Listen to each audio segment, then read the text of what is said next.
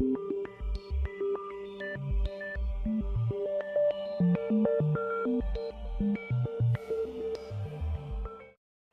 listening to Northwest Tech Show on KMUZ. I'm Dave Duncan, joined today by my co-host, Nate Darnell. Hey, Duncan. Hey. And we're going to kick things off, as we like to do, with a bit of Creative Commons content from the good folks at twit.tv. This will be from the new Screensavers 139, talking about a new way of doing geolocation, using a little something called What Three Words. This is Twit.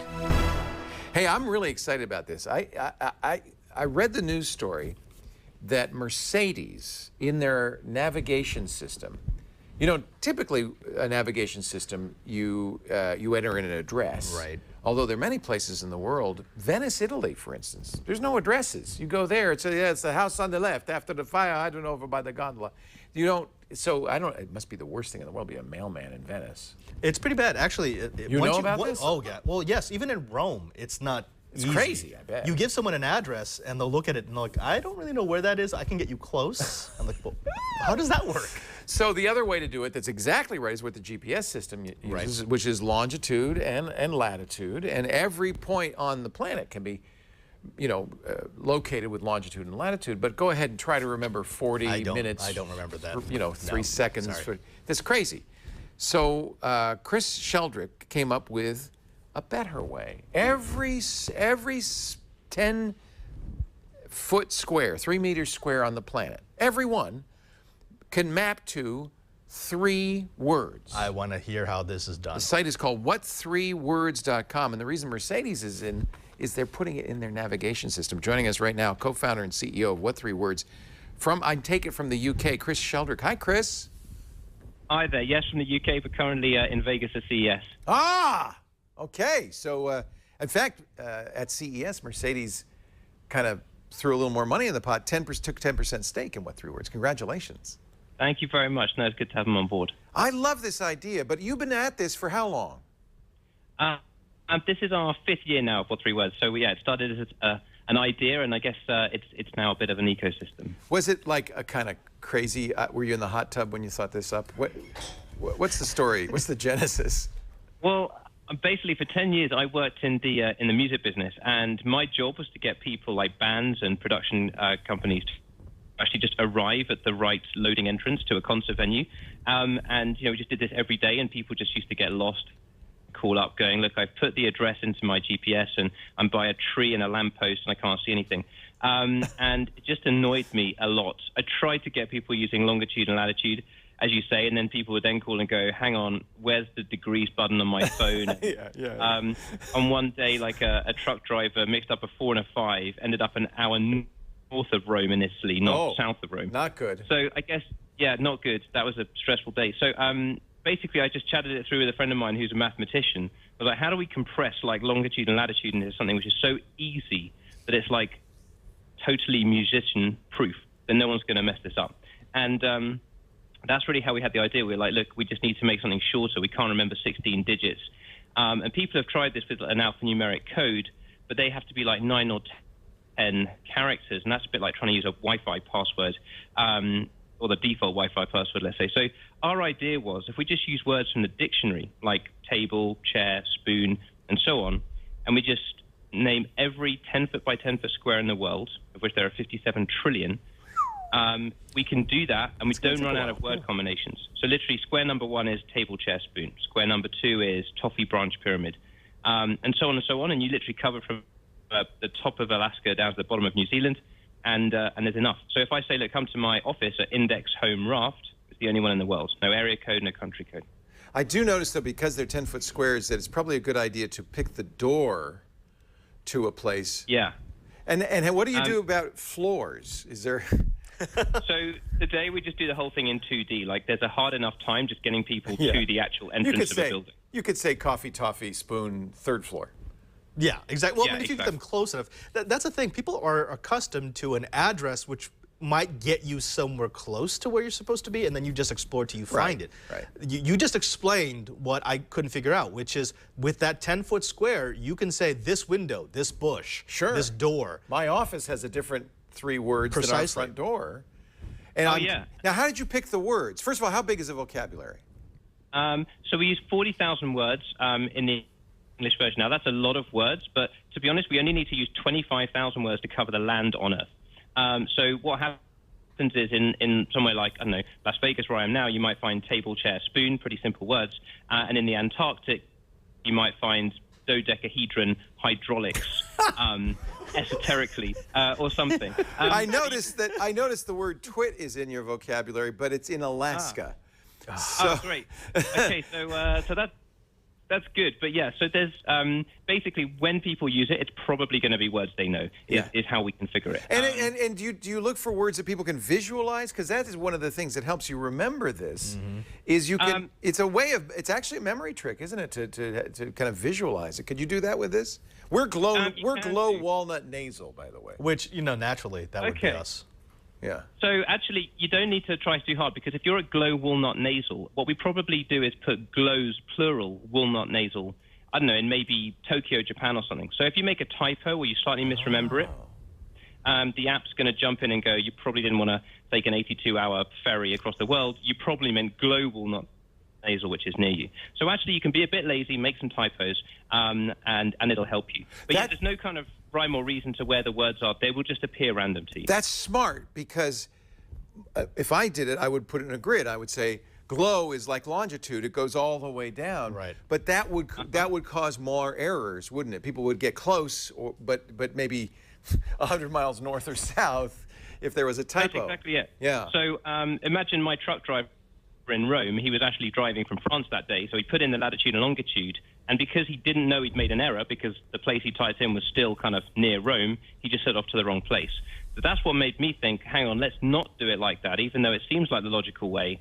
Let's space out the similar ones so no one ever goes to the wrong place. That's really smart. Now, a question. This is perfect if you're trying to find something on a large campus, but now I'm starting to think of indoor space. I mean, we've covered a lot of technologies on this network about how do you find locating your booth inside. at CES, right? For instance? So do you pair this with beacons or indoor GPS?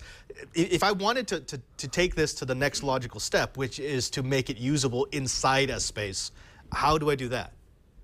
So you can certainly use it inside today. So at CES, which is this huge sort of exhibition hall, loads of my meetings, people said, hey, come and meet me at custard avocado bread, and we did, So and we awesome. found that exact place.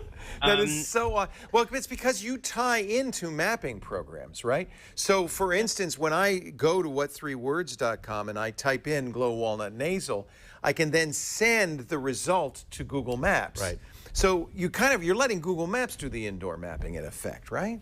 Exactly. We let the mapping and navigation platforms do the hard work. We are just this layer on top, which basically turns a 3-word address into a latitude and longitude and back again. And so everyone else can do the rest of it. Look at that. The Las Vegas Convention Center is Matt's icon models. I love that. This would be so much easier than booth 52553 Tech West. Seriously, I couldn't find anything. Cake Danger Cheek, coach-headed third. You don't do this on purpose, but sometimes images do form from all of these. Duck Admiral Bend. Yeah, I mean, but that's good, right? Like, people are smiling for the first time about addresses or coordinates, which have normally been this kind of real hassle to use. I mean, isn't it great that you can just get into your Mercedes car and say, yeah, take me to Duck Walnut Space, and that's going to just navigate you to a 10-foot square somewhere. It's great. Like, it just conjures up images or whatever it is, but it's memorable and easy. It's kind of the key. My wife, who's very good at numbers, she runs the business. She's a numbers person. Says, no, I don't like words. I want to use numbers. But for most of us, words are a much more human and much more approachable way of locating things, I think. Yeah. Well, I think that the difference is either 16 numbers, which is a lot, or 3 words. I mean, I think in the US here, like often, you use this even in phone numbers, right? People are told to dial 1-800-PIZZA because a long number is just a bit more of a hassle. So I guess the concept is not new. We just looked at the size of the world and went, hey, this is quite convenient that we could do it in 3 words. If we'd have had to use 4 words, we probably wouldn't have done it because it's a bit harder. But it's just very convenient. So for the first 4.5 years, did you feel a little bit like you were laboring in the wilderness? Yeah, so to start with, when you kind of go to everyone and, like, investors and say, look, I've got a great idea. The future of navigation is getting into your car and saying cucumber, cabbage, lettuce. Get some really odd looks back, and they go, well, who's using this? And you're like, well, no one. But I guess, things evolve, right? I mean, one of our first government deals was the post service of Mongolia. You've got a country there which is the least densely populated on Earth. And sure enough, the postman can't find people in the middle of the desert. And they said, well, look, can you do this in the Mongolian language? We said yes. And then we did a deal, and people in Mongolia now use 3 Mongolian words to get their mail. So wow, so that's almost become their official location information. Oh, yeah, if you turn up in Ulaanbaatar, the capital, tomorrow, you'll be given a travel guide by your hotel with 3 words for everywhere in it. Yeah, you can use it in English, and you can get away. I mean, get around. It's amazing. But once you gather these all up, the UN have it in one of their apps we use for disaster relief internationally. There's a whole bunch of navigation apps. That's what then gets people like Mercedes interested, who go, look, this looks like it's the future. And do you know what? This is much easier than using a longitude and latitude. And I guess the car companies are also thinking, well, autonomous cars are coming. Yeah. And then you've got no steering wheel, no pedals. So all those times when you put an address in, and it kind of says you've arrived, and actually you're in the middle of the road going, well, I haven't. So maybe you reverse a bit and find it. Well, you got no steering wheel, no pedals. Can't do it. You can't do that. So everyone has to start thinking, how am I going to get people to exactly the right place? I mean, what if drone delivery takes off? You can't just give an address, which is your whole property. Like, you need to say, well, it's this bit in my garden. Land here. So, yeah. Everyone needs to start thinking. You're an idea whose time has come. This is going to be... So you feel like the momentum, like the train is starting to leave the station? I mean, this is pretty exciting. Yeah, the train's definitely left the station. We're kind of on a trajectory, and it is an interesting bit because we tell people about what we're doing, and they're kind of like, hang on, Mongolia, Mercedes, and people look at you like that this guy's either crazy or genius, and maybe slightly unsure which. And I guess, look, the more that we start to normalize this, because the first time you try it, it feels a bit weird, and you might use it once to meet a friend and go, well, that was weird, but you know what, it worked. And then the second and third time, it's like, actually, just let's use that again because it works and it becomes more normal. You can go onto the site and order a sign with your 3 words. Your location? Yeah. Are you giving those away? I don't understand that. It depends what kind of sign you want. So some of them we're doing as kind of promotional stuff, and some of them are really nice ones you can pay for. But yeah, go to the What 3 Words site and have a look around. There's signs. There's cool stuff. I ordered glow walnut nasal. I'm going to hang it. My new office. In the Vatican. You should. Yeah, the Vatican, by the way, is Lay's coherent snips. But what 10-foot square? Oh well, we don't know. Right. Yeah. That's the point. Is it the entrance? Now I understand how this is allowing some countries to bypass a more rudimentary logistical setup, because now you're giving them the power of saying, okay, this is exactly where I want you to go. But my question to you is, so where do you grow this next? You've got the grid system, you've got some buy-in, you've got countries and companies both interested. So what happens to 3 words in 10 years? Well, I think what we want to be is a standard. We want to be the norm. You want to be open. You don't want to be any one company, right? I mean... I think as a company, we have the ability to scale, right? Because people need to know about What 3 Words. That's the key thing. How are people going to know about it? Right. So when you see it on a business card and someone's got cucumber, cabbage, potato on there, that you're not looking at it that like, what is this? It becomes as familiar as the @ symbol for Twitter. Right. And if someone is sort of outside a bar yelling, "Hey, just come and meet me at potato ceiling cupboard," that just feels entirely normal. Now, to get there, yes, we need more and more countries to adopt this. We've got developing nation governments, and for many of these guys, they've got 2 options. One is, oh, let's name every street, because a lot of these countries they haven't done, and it can take 10 years, tens of millions of dollars. Or we say, well, look, here's something ready-made. It may well be in their national language, because we do 14 languages and a load more coming. And we say, look, it's ready now. And if you want to do e-commerce and other stuff, well, it's ready to go. So that's the thing. It's just, in many ways, it's entirely logical, because, well, why are we using tech from the 18th century to deliver mail manually in the year 2018 to tell autonomous cars where to go? It kind of seems backwards to me. So we just want to become a global standard so everyone understands it and can use it. Yeah. And then there's no need for all these kind of complicated and bizarre addresses which really don't work that well. Who does standards for this kind of thing? Is there a open GIS forum? Or? Maybe? I don't know. Well, I think some standards just evolve naturally. Yeah. I mean, look, Twitter was a company which said, "Hey, you can do a tweet," and then over the passage of time, it's what governments and all sorts of organizations choose to be their standard way of talking about things. Right. And I think that's a good analogy, actually. Like, we came up with an idea, but if you just open source it, like some of the other efforts were in the past with these long alphanumeric codes, and said, look, I fixed the global addressing problem, then it's like, well, fine, but nobody knows it exists. So Right. I think we'd like to emulate what Twitter have done and slowly build, be responsible about how the technology is used, make sure it's accessible where it needs to be for charitable uses and things like this, and build it so that 7 billion people in the world can use a 3-word address and get around. You work with non-Roman alphabets. Ed, do you work with right-to-left alphabets as well? Yeah, we do. We do Arabic, which is right to left. We do Mongolian's a pretty good example of a non-Roman alphabet. It's also very difficult. And we've just done Thai. We're doing Hindi at the moment. So yeah, it's there isn't really any issue on the language front. But the thing which takes time is we have to get 40 linguists to literally go through the dictionary one by one and say this word is suitable, this word is not suitable. And from having done that when we were very early with no money, I had to spend a long time looking at the English dictionary, and it's not fun work going through 40,000 words. You have to eschew homonyms, for instance, Right. Because that would be ambiguous.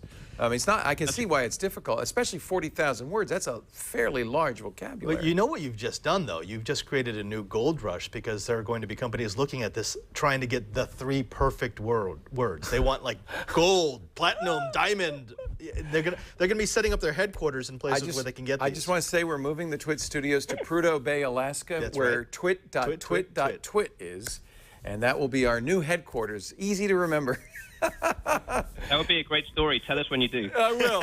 Hey, Chris, it's really great to talk to you, and I'm thrilled that you came up with this, and I'm really excited that it's gaining the momentum it is, and Mercedes really, that's huge. So you'll get in a Mercedes, talk to the speech system, give it 3 words, and it will then, the map will then go to where you want to go, basically.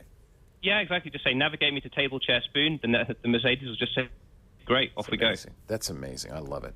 CEO and co-founder of What 3 Words, what3words.com. Chris, thank you so much for joining us.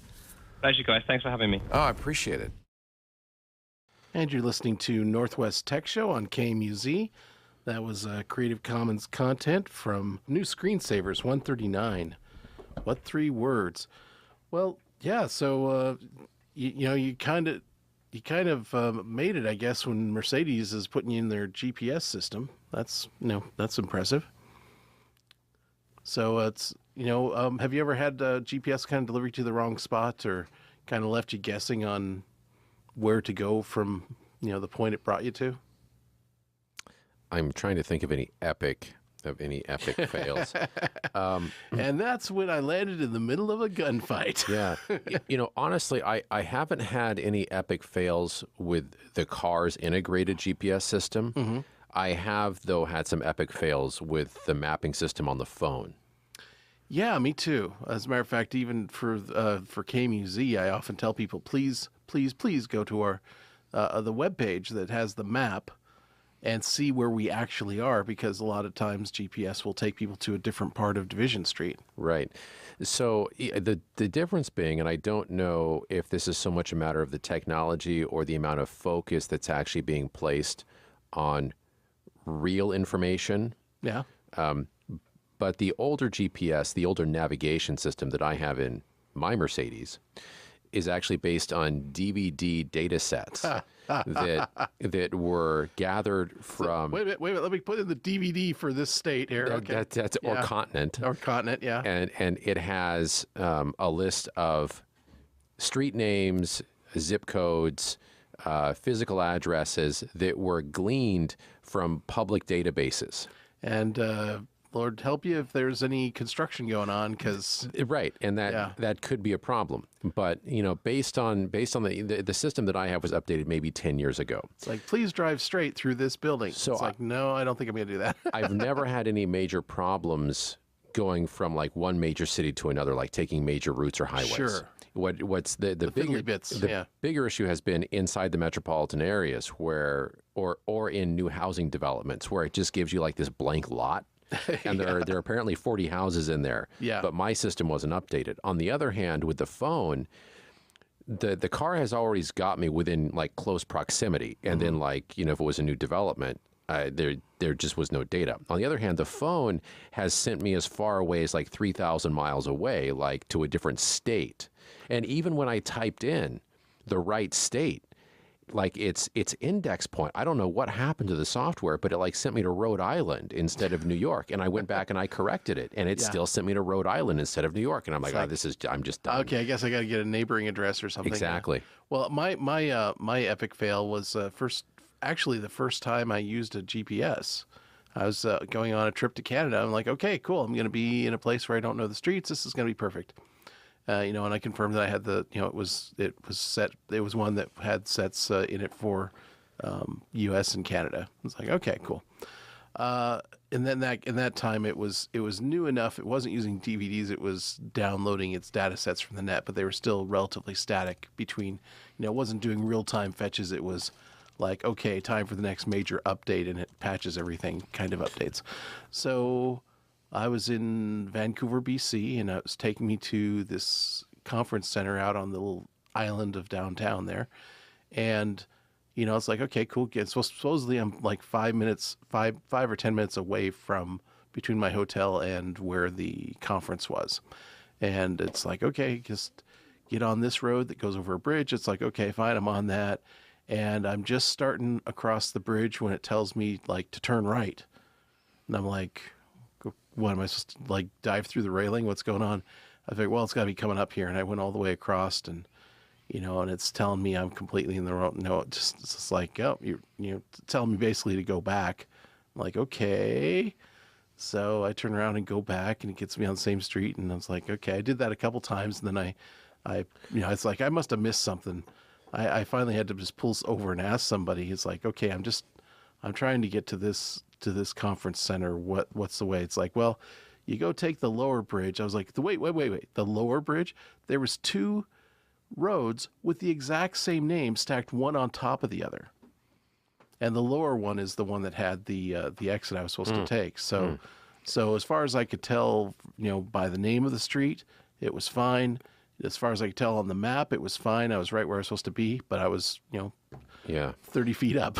Another question that I have about GPS, and I've never seen an epic fail this way, but I've seen these routes that were just illogical to me. Like I've driven that area a number of times. There are many other ways that I could have gotten from point A to point B. It's like first drive 5 miles north of where you're 100 feet away from it. First drive 5 miles north. Exactly. Now I've never been able to verify this, but let me say first that UPS, when they drive routes that are almost 100% right-hand turns. Right. They do that for a reason. Part of it is safety, and then I think part of it is like efficiency or something along those lines. That being said, though, what I started noticing almost a decade ago, maybe a little bit longer, was when I would do things like through like a free mapping program, like MapQuest or something. Yeah.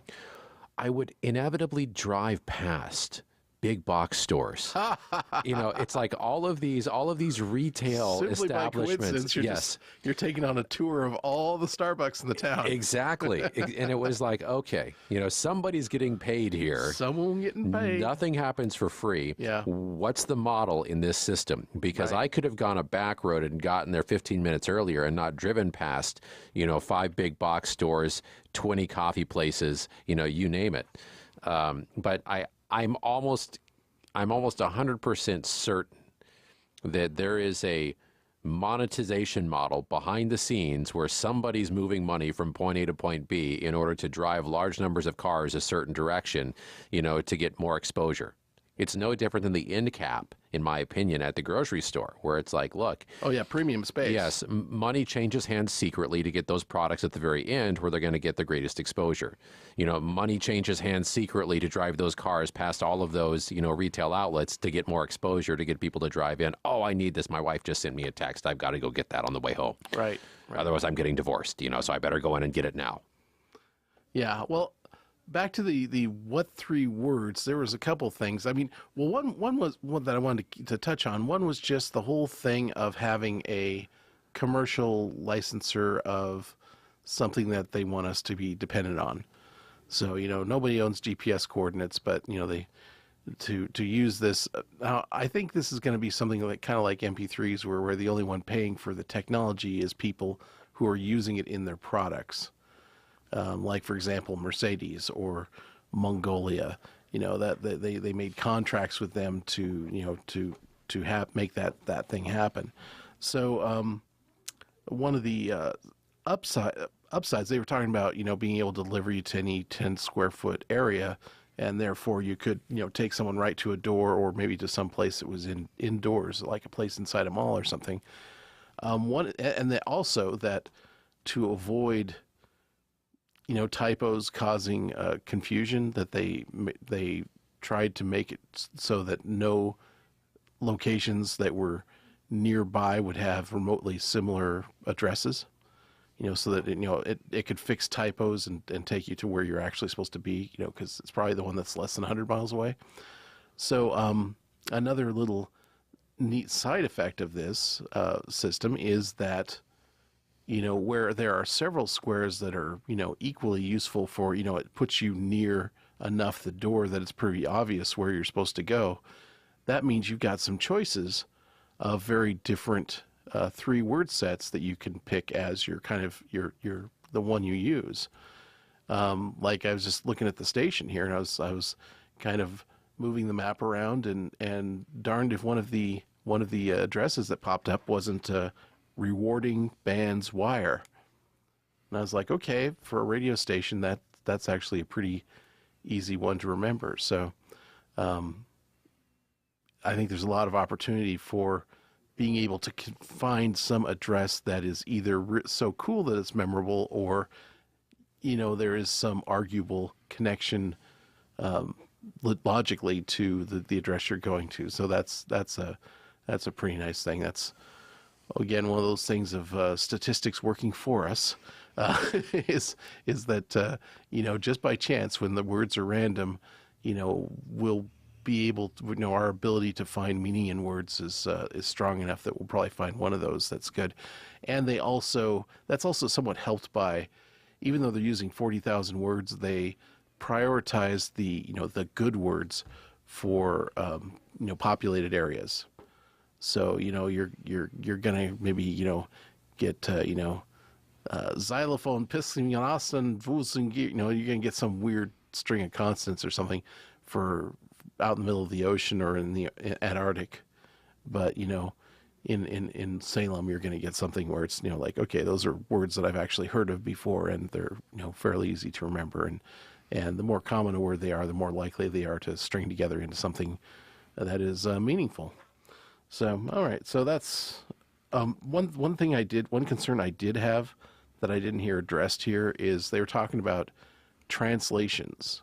Like, for Mongolia, they were going to translate their database of words or something, and it would be interesting to know if they're actually doing word for word translations, or if they're just coming up with a set of Mongolian words, or how they're doing that. I guess essentially you could have a couple of different sets of what three words that refer to the same squares, so you take your pick if you wanted to remember the English version or the Mongolian version.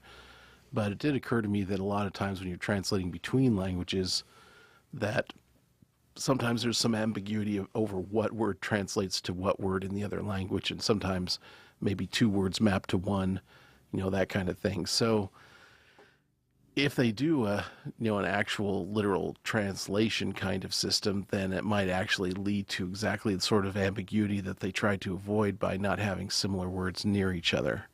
So, they might very well be better off just saying, okay, we're taken a Mongolian dictionary, we're throwing it in here, and we're just going to make a completely separate set of words that are mapped to the same squares for that language. Hopefully that's what they did. All right, well, moving on.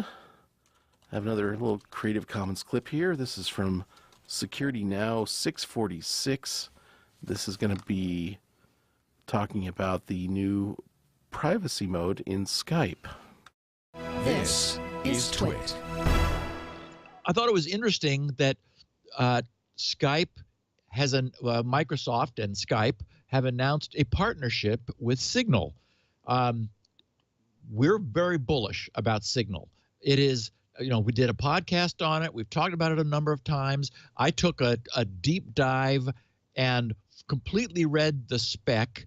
And our listeners will remember that as I'm beginning to read the spec, I'm thinking, oh my Lord, has this thing been over-designed? Because I'm always about keeping it simple. But this thing is just nuts. And but as I continued to read and understood what much bigger than I expected set of problems it was solving, I realized why Moxie and company had done what they had done. And they really, really thought this thing through well. They solved very difficult to solve problems in a way that's like problems for which there's no perfect solution, but they did a beautiful set of compromises that with no compromise in security. So I thought, okay, this is interesting that Skype is going to get this. What we need to remember, however, is that because there's a lot of, hand waving about how Signal is an open source protocol, an open protocol, which we know makes a lot of sense. It allows someone like me to read the protocol and say, okay, I don't see any problems here. And in fact, I see a lot of good, which can't happen. What is that? The BitTorrent protocol, still undocumented. No transparency. BitTorrent sync, yeah. Yes, everyone wants to know what I think. I don't think anything because, except their name and reputation, but there's no documentation. Their press guy was hounding me for a while to talk about it. And I said, well, I would love to, but I need something to talk about. And we do technology here, not, just regurgitate press releases that somebody else wrote. So, I just keep saying, okay, it would be nice to say something. I could about Signal because it's fully laid out. But it's also important to recognize that Skype is not open source, and that given a fully proper implementation of Signal with Skype, what we get is the strength that Signal offers for preventing interception and some of the extra features that Signal brings, which are those clever bits about like how do you handle somebody wanting to send you a message when you're not there and they need a token. So your client has posted a bunch of available ones on a common server. I mean, Signal did a lot of things right, but we don't know, for example, that Skype itself isn't able to respond to a court order. It couldn't probably through Signal if it's a faithful implementation of the Signal protocol. But remember that the Signal protocol only protects the data in transit, not at either end after it emerges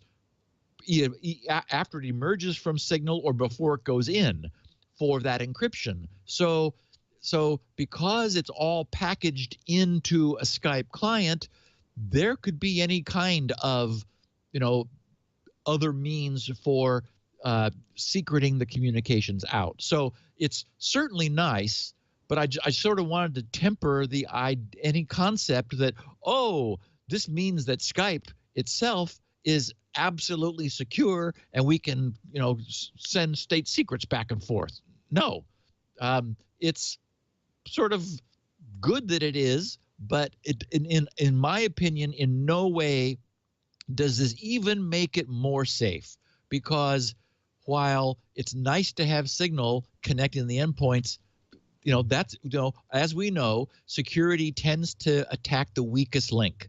And the weakest link in the chain is absolutely no longer the end-to-end encryption, but it's everything else. And there's plenty of everything else to attack in a scenario like this. Malware on either endpoint, or features, undocumented features that allow Skype to respond to court orders, which, if not yet part of the law, is frighteningly threatening to become part of the law. So, anyway, it's nice, but I'm not sure that it really actually changes the security profile. I would be far more inclined, if I was really concerned about security, to use a fully open source solution. That is, where even the client itself is open source. And of course, if you really want to go all the way, you use source code that has been fully vetted, and you build it in a clean room environment, so that something about the client and where it came from. So, that's certainly not what Skype is. But so anyway, it's not clear that what a lot we're getting from that, but at least end-to-end encryption will be strong thanks to Signal. And you're listening to Northwest Tech Show on KMUZ. That was a little Creative Commons clip from Security Now, episode 646. And that was a little bit of the old GRC magic on that. So yeah, this is one of the things that I've been kind of a little concerned about with Skype. It was always kind of a little bit of a black box, but at least one of the things that really concerned me is it used to be possible to kind of, nudge Skype into forming a direct connection between you and the destination client. So a lot of times to, get around routers and such, because, NAT routers, to kind of revisit that, they only allow connections to be initiated from inside them. So what do you do when you've got two people behind NAT routers that want to talk to each other? Well, they generally have to have what's known as a rendezvous server somewhere that, can either relays all their signals, like they each connect to it, and then their stuff gets bounced through it. And that's kind of the default way that Skype worked for a long time. But it was also possible if you, kind of punched holes in your router saying, okay, for this, for this person, I want to, from this internet address, I will accept connections, or, to this IP, like you could put it, you could put in the port numbers that Skype used and have those be transparent at the router, that they would get routed straight through to the computer. And that way you could take out a lot of the conversation lag and breakup that was caused by going through overworked intermediary rendezvous servers, and just like, oh, okay, now my signal is going directly to you over the internet, and it's not bouncing through anyone else, so there's no congestion other than innately what's on the internet. And so that was possible under Skype. You could have those direct connections if you knew what you were doing. And when Microsoft took over Skype, one of the first things they did is they made it so you had to go through their servers. And that sort of raised all the usual red flags about, okay, so is this so they can kind of participate in the, in the NSA taps and such? And, are they doing other monitoring of the conversations for, for financial gain or whatever? So this is, at the very least, I guess this is some sort of PR work saying, oh yeah, we're totally concerned about your privacy. But as long as the clients are, proprietary, the business end is proprietary, even you can't slap a really nice protocol on top of something that's already insecure. You're as secure as the least, the weakest link is how strong the chain is, I guess is the way to put it. So, there is, until we have like a Skype client for Linux that's, open and can be run through, and seeing if, the keys are still being, for the conversation, are still being handed through Microsoft or, if there's some option to divert them a copy of the stream, then, I still wouldn't totally trust it. Although it is another step of making it a little more resistant to, man-in-the-middle attacks, man-in-the-cafe attacks, whatever. If you're Skyping from a coffee house or something, I guess you're less likely to have it intercepted if you're using these. The way this protocol works is kind of interesting. You send an invite to somebody, and that is good for up to 7 days that they can accept that and then have an encrypted communication with you. It's device specific, so if you're doing something on your phone and then you change over to your desktop, you have to initiate a new invite for a private conversation. And if you end the conversation, then you need to send a new invite. But I think you can suspend it for a while. But I think after 7 days it does expire and you have to start over. So not totally making it easy, which is a little bit of a good sign that it probably does something, because when the security protocols are really tight, they usually make the default for them to be off, I've noticed. So that is somewhat encouraging that they don't, it's like, yeah, they're going to advertise that it's there and it sounds good and stuff, but they're not going to make it be on by default. So that's a sign that it might actually be doing something. All right, let's see. Got one more thing that'd be kind of fun here. Little update on what's going on. Remember that pneumatic tube business that Elon was talking about, the Hyperloop stuff? Mm-hmm.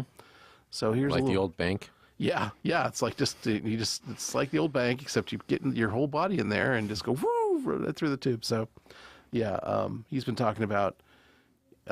He had kind of like SpaceX style challenges for so much money for the first person to build a system that meets these standards. So here's a little update on what's going on with Hyperloop from This Week in Tech 649 from twit.tv, Creative Commons.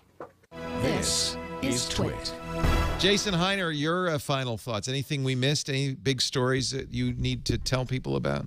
The biggest story, two, and I'd say 1 and 1A. Number one, it's about transportation, right? The stuff that's going to have the biggest impact on society will be transportation. And the number one was actually Virgin Hyperloop One was there. They had the pod that they used. They had the test in Nevada just a few months ago that reached 240 miles an hour. And I asked them, I said, okay, but the promise is going to be going 700-800. And they said, no, that was over a short distance. So that proves that it's actually going to be able to go the 700-800 miles an hour. They're like, we've proven the technology. Now we're just commercializing it.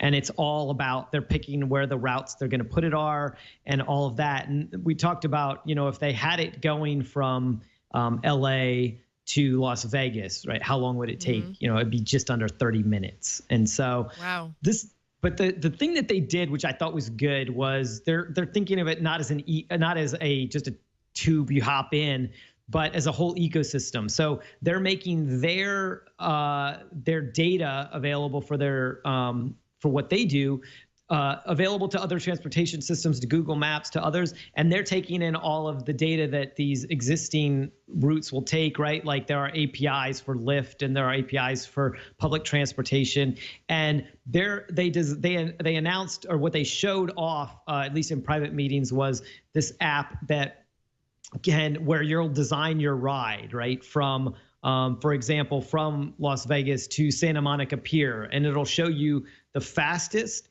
the cheapest, or the greenest way to get there. And so greenest, sorry. Oh, greenest. I was like, the greatest way. Well, greenest is greatest. So it was it was a really good indication that they're thinking of it, not just as they're putting a tube in that'll take you from one spot to one spot, but they want to make an ecosystem so that as you get to that tube stop from Las Vegas to the Staples Center in LA, that 15 minutes before you're there, it's arranging your Lyft ride for you if you chose that's the next leg you're going to do. Like or your metro ride. All these or your things metro ride, right. you're describing sound very science fiction. Like we're going to be. This is us now. This is now the future. We can open our here. trash cans with our voice, and pretty soon we'll be able to get to LA within an hour, which lots of Disneyland weekend trips. One of the things, maybe it was Jason Calacanis who told me this, that doesn't get covered enough with Hyperloop is freight delivery. And in particular, undersea freight delivery, like from China to L.A. Via a Hyperloop instead of a 747 loaded with iPhones. Did they talk about that at all, or was it all passenger travel? No, it is both, because obviously, because we cover business a lot. We talked a lot about logistics and freight, and they say the thing is they can basically take the demand, understand the demand for both freight and passengers, and use the Hyperloop to help balance that out, right? So that when there's higher demand for freight, then they'll use that. Or again, they'll sort of say, okay, well, we've got more demand for passengers during this time, so the freight will have to go, on a plane, or it'll have to go over land. But they're talking about that kind of coordination and data. It's all based on this kind of real-time economics that run a lot of factories and those kinds of facilities now. So they're definitely thinking of freight, and that's going to be a cornerstone of these kinds of things. Where they're going to build the first, what we got to, and there's a video on Tech Republic where I interviewed their CEO, talked to him about what's your roadmap going forward? Like, how far is this? He says it's like 2 to 3 years. What they're doing this year is they're probably likely to announce some of the first routes in 2018. Wow. But how and long they're will going it take to build out those routes? I mean, isn't this a huge construction project? So what they're doing is they're going for the flat things. They're going to be like the monorail in Vegas or like at Disney, right? That are just flat overland routes where they don't have to dig through, they don't have to dig underground, they don't have to dig through mountains, where if they're going through fields and private property, it's going to have a minimal impact, right? Because it's just one pylon essentially. And so the first routes are going to be straight and flat. So you got to think places like Texas, or they did sort of intimate that even the state of Colorado is looking at, on the eastern side of Colorado is pretty flat. And so they're looking at some of those places where, they may go between two of their major cities, that kind of thing. So those will go up quickly. The really hard things where you have to go, undersea, and you have to go through mountains, and you have to go, you have to do digging. Those are going to take more time. Those are, it's the digging that's going to take all the time, not the, putting up the tubes. But but it's looking pretty real over the next several years. And is again, it going to tap into the existing infrastructure? Because like here, for example, BART goes through tunnels, BART goes under the water. That infrastructure has already been built, but it's for BART right now. So I would imagine, like, how would this work? Because our Amtrak goes through kind of the same routes, but it's on a separate track. So is that going to have to be a third track that we have to add, or maybe a fifth track because we have freight here too? You know, just so we can accommodate this thing.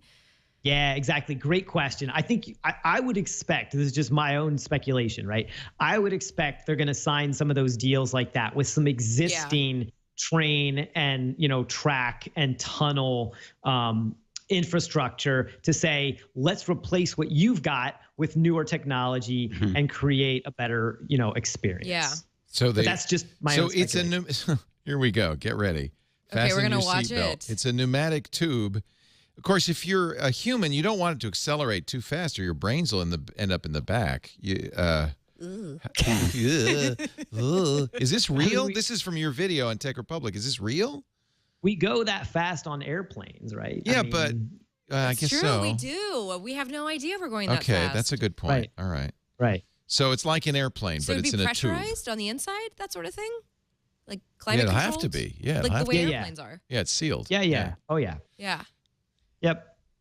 That's so funny. This was Elon Musk's fever dream, and he suggested it. He just said, I'm not going to do it, but, somebody should build this. And there it is. I mean, in fairness, people had been working on similar things for years. I mean, I think he got the idea. I think he got the idea from some things he'd seen some other people work on. All right. But he distilled the thinking of it the best, right? And so you have to give him credit. That's not to poo-poo what Elon did, and the fact that he was the one that really pushed this into the public consciousness. As with and everything, it's an funding. idea whose time has come, and somebody has to catalyze it. And you're listening to Northwest Tech Show on KMUZ. I'm Dave Duncan. With that, I think you've done it again. You've spent an hour talking about technology, how it impacts our lives, and how better understanding of technology can make huge differences at home, at work, and in your civic engagement. I hope you'll join us next Wednesday and every Wednesday, noon to 1 o'clock, to continue this conversation on Northwest Tech Show.